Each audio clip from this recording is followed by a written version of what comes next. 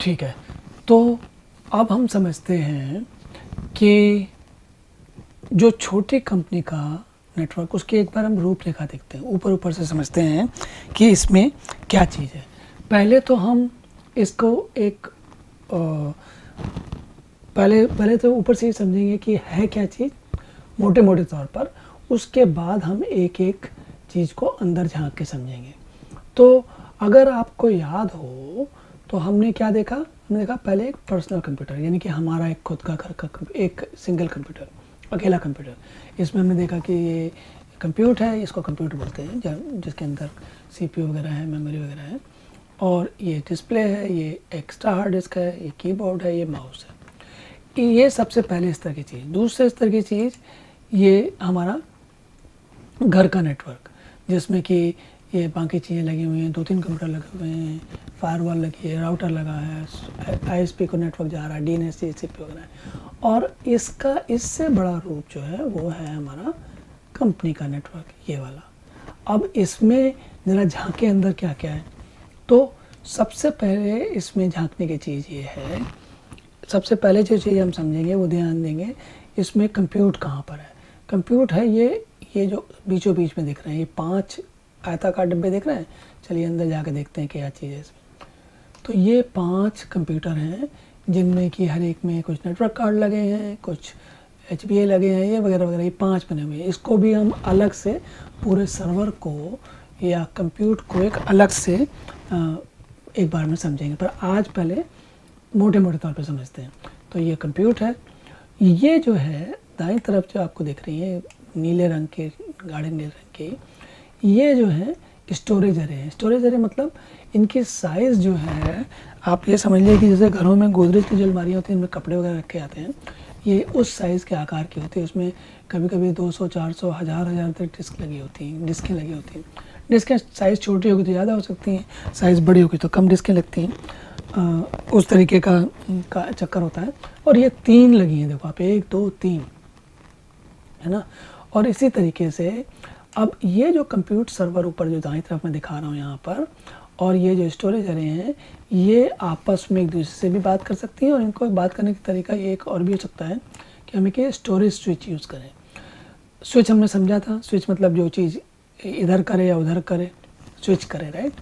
तो वो स्विच होता है, पर ये स्टोरेज स्विच है। अब इसको भी हम समझेंगे स्टोरेज स्विच यहाँ पर कैसे काम करता है। तो ये कंप्यूटर हमने समझ लिया, ये स्टोरेज अरे यानी कि डिस्कें समझ ली, जो कि हमारे पर्सनल कंप्यूटर में देखो आप, तो ये कंप्यूटर है और ये स्टोरेज है। अब हम वापस अपने चित्र पे जाते हैं, तो ये कंप्यूटर है, ये स्टोरेज है, और ये स्टोरेज स्विच है। स्टोरेज स्विच को हम समझ चुके हैं, पर आगे अभी इसको रहने देते हैं टेम्परेरी, थोड़ी देर के लिए। अब आगे देखते हैं, यहाँ पर ये जो है, ये स्टोरेज जो हमने जैसे वहाँ देखी थी, ऐसे ये एक और स्टोरेज, इसको बोलते हैं नैस। नैस मतलब नेटवर्क अटैच स्टोरेज। इसका मतलब है कि एक ये वाली जो है, जो ये मैंने आपको दिखाई थी पहले यहाँ पर, ये है ब्लॉक स्टोरेज बोलते हैं इनको, और ऊपर वाले को बोलते हैं नैस या फाइल स्टोरेज। तो ये जो नाम मैं बार बार नए नए बताता जा रहा हूँ आपको, इनके लिए आप अभी एकदम सोचिए मत ज़्यादा, धीरे धीरे समझ में आएगा। जैसे जैसे जब दिमाग में चीज़ें ठीक से बैठ जाएंगी तो इतना याद करने की ज़रूरत नहीं पड़ेगी आपको।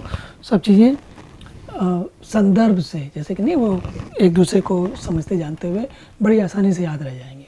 इसमें कुछ भी मुश्किल बात नहीं है। अब हमने ये स्टोरेज देख ली दाएं कोने में, यहाँ पर ये नैस देख ली। ये क्या है भाई, इसको बोलते हैं बैकअप। बैकअप मतलब जैसे हम डायरी लिखते हैं, तो डायरी क्या होती है, डायरी हमारी ज़िंदगी में क्या क्या घटनाएं हुई उनका बैकअप होती है। मतलब हम क्या करते हैं, आज हमारे मन में जो कुछ घटा, अच्छा घटा, कोई बहुत लंबी डायरी लिख सकता है, हर दिन भर की एक एक बात लिखे, पर आमतौर पर उसमें अपने काम की बातें, बड़ी बड़ी बातें तो लिख ही लेते हैं। तो जैसे आज हमने जो कुछ लिखा, और कल अगले दिन आएगा तो कुछ और लिखा, फिर 3-4 दिन के बाद कुछ और लिखा। अब 3-4 दिन के बाद हमें याद आया कि अरे देखना यार, 3 दिन पहले मैंने क्या लिखा था। तो हम क्या करेंगे, हम डायरी जाके खोलेंगे, तो वो डायरी हमारा एक बैकअप का काम करती है। उसी तरह से ये बैकअप डिवाइस है। ये भी, इसमें भी डिस्कें होती हैं और सेटअप होता है, कई चीज़ें होती हैं, उनको हम अलग से समझेंगे। पर फिलहाल के लिए आप ये जान लीजिए, ये स्टोरेज डिस्क, ये स्टोरेज डिस्क, और ये भी एक टाइप का स्टोरेज डिस्क, ये बैकअप है। बैकअप का स्टोरेज डिस्क, ये फाइल के स्टोरेज डिस्क, ये ब्लॉक स्टोरेज डिस्क। ब्लॉक और इसका क्या मतलब है वो हम आगे समय के साथ समझेंगे एक एक करके। और ये हमारा कंप्यूट और ये हमारा स्टोरेज नेटवर्क, स्टोरेज का स्विच जो इनको कनेक्ट करता है आपस में, सब कंप्यूटर को स्टोरेज से कनेक्ट करता है या फिर बाकी को भी कनेक्ट करता हो, तो हम जो देखेंगे और किसको कनेक्ट करता है। तो अब हम देखते हैं कि इसके अलावा क्या है। इसके अलावा अगर आपको याद हो तो हमारे इस चित्र में देखिए, इस चित्र में क्या था कि ये कंप्यूटर है हमारे और ये फायरवॉल वायरलेस राउटर लगा और ये इसमें असल में स्विच भी है। स्विच मतलब कुछ कुल मिला के इस तरीके का स्विच, राइट, जिसमें कि ये 3-4 पोर्ट लगे होते हैं। तो अगर हम वापस अगर अपने इस चित्र में जाएं तो ये जो स्विच है ये भी स्विच है, एक स्विच नहीं है, 2 स्विच है, एक स्विच इस तरफ है, एक स्विच इस तरफ है। इस स्विच में हमारे उस वाले स्विच में 4 पोर्ट थे, पोर्ट मतलब जिसमें कि तार लगता था नेटवर्क का। यहाँ पर देखिए 16 तार हैं, 16 लग सकते हैं, इसमें भी 16 लग सकते हैं। तो इस तरीके से 32 पोर्ट हमारे पास हो गए। अब इनका कैसे प्रयोग करते हैं, 2 क्यों हैं, ये भी हम समझेंगे। इसी तरीके से ये एक स्विच है, इसके ऊपर ये एक और अलग टाइप का स्विच है और इसके ऊपर ये एक और अलग टाइप का स्विच है और इसके ऊपर ये लगी है फायरवॉल। तो फायरवॉल मतलब आपको याद होगा, ये देखिए इस चित्र में भी हमारी फायरवॉल थी, है ना, ये फायरवॉल।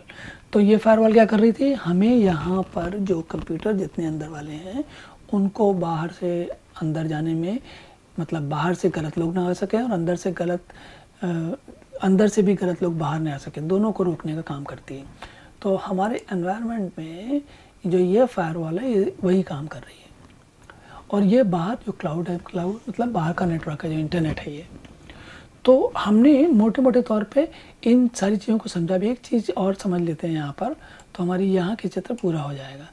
इसमें एक चीज़ और है जो कि काफ़ी इम्पोर्टेंट होती है। ये सारे कंप्यूटर नेटवर्क में एक AD और DHCP सर्वर लगाया जाता है, जो कौन कौन से यूज़र्स हैं, कौन कौन सी एप्लीकेशंस हैं और कौन कौन सा कंप्यूटर है उनका हिसाब रखता है। और इस तरीके से ये एक DNS सर्वर लगाया जाता है जो हर सर्वर के नाम के साथ कौन सा IP जुड़ा हुआ है। यानी कि मान लीजिए जैसे हमारा होता है ना कि स्कूल में हमारा छात्र होते हैं तो छात्र का नाम होता है और उसका एक रोल नंबर होता है। तो उसी तरीके से ये एक इसको हम मतलब पहचान का नंबर कह सकते हैं, पहचान की संख्या कह सकते हैं, उसको हम IP एड्रेस कहते हैं। तो IP एड्रेस क्या होता है वो अलग समझेंगे, पर ये एक ज़रूरी चीज़ है, ये हमारे चित्र में होनी आवश्यक है। तो इसके ज़रिए हम इन चीज़ों को चलाएंगे, इन चीज़ों को बाकी डिटेल में एक एक करके समझेंगे। अब अगर हम देखते हैं कि तो एक बार फिर से पूरे चित्र को ज़रा ध्यान से देखते हैं और उसके बाद हम इसके बाद हम देखेंगे कि इनके अंदर विवरण क्या, कैसे कैसे क्या क्या चीज़ें हो रही हैं। तो आप ये देख रहे हैं नीचे यहाँ पर DHCP DNS थे, ये स्टोरेज स्विच, ये सर्वर्स, ये नया स्टोरेज, ये बैकअप, ये 2 नेटवर्क स्विच, ये ऊपर से उसके ऊपर नेटवर्क स्विच, ये इसके ऊपर से नेटवर्क स्विच और ये उसके ऊपर फायरवॉल और उसके बाद ये इंटरनेट। और एक चीज़ छूट गई है, ये कहलाते हैं virtual network systems. Virtual system मतलब इनको हम एक तरीके से अवतार समझ सकते हैं। जैसे भगवान विष्णु के अवतार भगवान कृष्ण या राम, ऐसे ही इन हार्डवेयर सिस्टम्स के अवतार ये वर्चुअल सिस्टम्स। तो अभी ये वर्चुअल वाला जो है बहुत कुछ इसको समझने में बड़ा मज़ा आता है, पर इसको भी अलग समझेंगे। असल में मज़ा तो हर एक को समझने में आएगा जब एक एक करके आप समझेंगे। और इसलिए लेकिन अभी रूपरेखा के तौर पे ये शुरुआती हमें समझ लेना चाहिए कि ये एक छोटी कंपनी का नेटवर्क है। तो हमने यात्रा कैसी की, सबसे पहले हमने पर्सनल कंप्यूटर देखा, फिर उसके बाद हमने ये घर का नेटवर्क देखा और उसके बाद हमने देखा ये छोटी कंपनी का नेटवर्क। तो अब इसके बाद हम इनके विवरण समझेंगे, इसके आगे कि कौन सी चीज़ क्या करती है, आगे की डिटेल समझेंगे।